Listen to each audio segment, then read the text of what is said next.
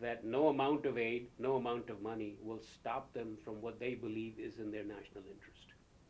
Yeah, and it particularly if تو it's یہ just بڑا such a clear message کہ absolutely. you know regardless of how much pressure you put us or how much incentive you give us, we're not gonna stop.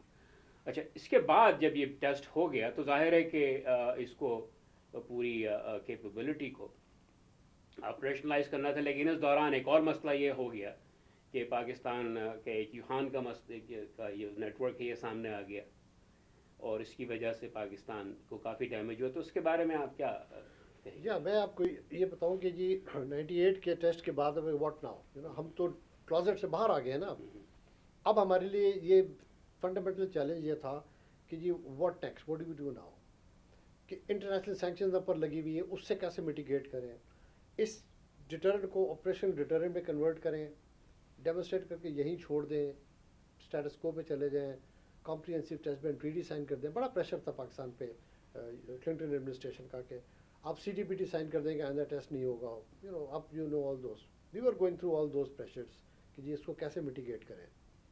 ایک fundamental challenge یہ تھا کہ جی کیا آپ ڈکلیئر ڈاکٹرین کریں کہ یا آپ کمانڈ اینڈ کنٹرول سسٹم کو لائیں.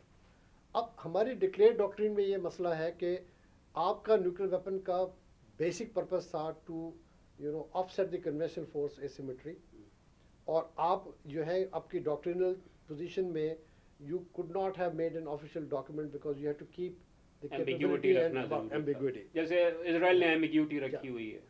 So if you have an ambiguous position, then you cannot have a declared doctrine. لیکن ہمارے بارے میں یہ تھا کہ یار اس کنٹری کے بارے میں یہ تھا کہ ذرا ان کی گورننس کا شروع سے ایشو ہے.